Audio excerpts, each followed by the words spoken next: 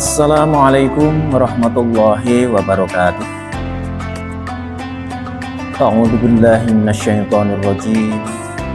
Bismillahirrahmanirrahim. Alhamdulillahi rabbil alamin. Alhamdulillahilladzi nazzala ala 'abdihil kitaba liyakuna lil alamin nadhira. Asyhadu an la ilaha illallah wahdahu la syarika lah wa asyhadu anna Muhammadan abduhu wa rasuluh. Allahumma shalli wa sallim ala sayyidina Muhammad wa ala alihi wa sahbihi ajma'in. Amma ba'du. A'udzu billahi minasyaitonir rajim. Bismillahirrahmanirrahim. Syahrul Ramadan alladzi unzila fihi al-Qur'an hudan lin-nasi wa bayyinatin minal huda wal furqan. Para pemirsa yang dirahmati Allah Subhanahu wa taala, pada hari ini alhamdulillah kita berjumpa kembali dalam acara Kultum Ramadan.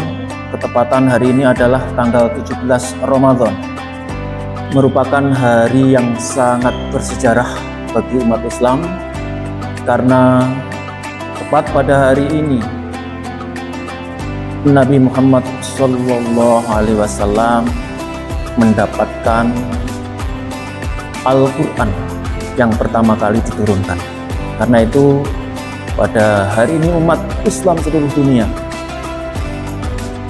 melaksanakan yaitu peringatan Nuzulul Quran.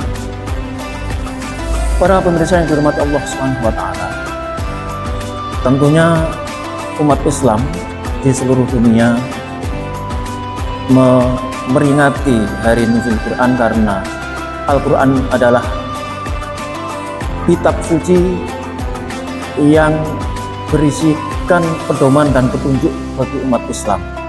Karena itu kita seyogyanya memperingati Nuzul Quran ini selayaknya sebagai umat Islam, umat yang dirahmati Allah Subhanahu wa taala.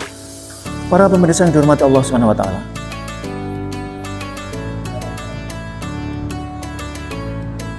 tidak ada ayat Al-Quran atau hadis secara khusus yang menerangkan tentang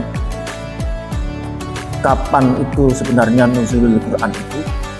Tapi yang jelas bahwa di dalam Al-Quran dijelaskan bahwa turunnya Al-Quran itu pada bulan Ramadan, bertepatan tanggal itu disepakati oleh ulama. Tanggal itu ada peristiwa yaitu yang namanya Perang Badar. Nah, jadi Al-Quran itu menyebutnya ini turunnya Al-Quran itu bulan Ramadan,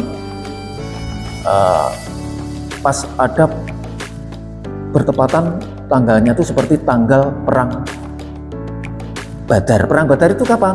Ternyata Perang Badar adalah tanggal 17 Ramadan, malam 17 Ramadan, hari Jumat itu ya, tahun 2 Hijriah. Bertemunya dua pasukan antara pasukan Muslim dengan pasukan kafir. Pasukan Muslim dan pasukan kafir bertempur di situ. Nah, ini diterangkan di dalam Al-Quran. Para pemirsa yang dirahmati Allah SWT, jadi para ulama sepakat bahwa turunnya Al-Quran itu bertepatan tanggal 17 Ramadan, tanggal itu yang pernah ada peristiwa Perang Badar antara kaum muslimin dengan kaum kafir. Para pemirsa yang dirahmati Allah SWT, saya akan menjelaskan sedikit tentang Al-Quran karena Al-Quran ini sangat penting. Al-Quran ini memiliki beberapa fungsi. Di antaranya fungsi Al-Quran adalah yang pertama sebagai Al-Huda. Al-Quran merupakan petunjuk dan pedoman bagi umat Islam dan umat manusia pada umumnya. Dan yang kedua adalah sebagai Al-Furqan, yaitu pemisah antara yang hak dengan yang batil. Karena itu ada yang mengatakan di ayat Al-Quran, yaumal taqal jam'an, yaumal furqan, yaumal taqal jam'an. Jadi hari bertemunya dua pasukan, hari yang membedakan mana yang hak dan mana yang batil. Yang berikutnya adalah sebagai al-mubayyin, penjelas. Manusia hidup di dunia ini ternyata kalau tidak ada petunjuk dari Allah SWT, maka hidupnya akan tidak terarah. Karena itu harus ada namanya Al-Quran. Yang berikutnya adalah sebagai arus atau pengarah kepada setiap hal yang berguna. Jadi mengarahkan kepada kita terhadap hal-hal yang berguna. Dan yang berikutnya adalah sebagai rahmat. Sebagai rahmat itu sebagai bukti kasih sayang Allah SWT kepada umat manusia. Yang berikutnya adalah sebagai an-nur, penerang kehidupan. Karena isi Al-Quran itu berupa petunjuk-petunjuk pedoman yang bisa menyelamatkan manusia supaya selamat di dunia dan di akhirat. Kalau mau mengikuti, maka ini Al-Quran berfungsi sebagai an-nur, penerang kehidupan. Dan yang terakhir adalah sebagai asyifa, yaitu obat hati. Nah, ketika kita sakit hati terutama ini obatnya adalah membaca Al-Quran. Karena di Al-Quran itu terdapat beberapa macam ayat-ayat yang memang sebagai petunjuk manusia. Kalau kita sedang sakit, pikiran sakit apa, dengan membaca Al-Quran maka bisa terobati. Para pemirsa yang dihormati Allah Subhanahu wa Ta'ala,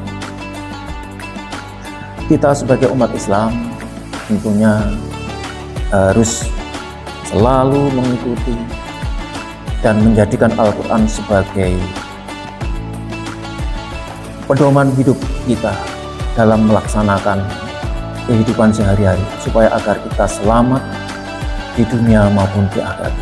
Para pemirsa yang dirahmati Allah SWT, terutama anak-anak SMP Negeri Tulang Gurah, marilah kita gemarkan, kita gemakan, yaitu membaca Al-Quran. Dan berikutnya juga tafsir-tafsirnya dan arti-artinya kita pahami. Demikian, terima kasih. Kurang lebihnya mohon maaf. Akhirul kalam, wabillahi taufiq wal hidayah. Wassalamualaikum warahmatullahi wabarakatuh.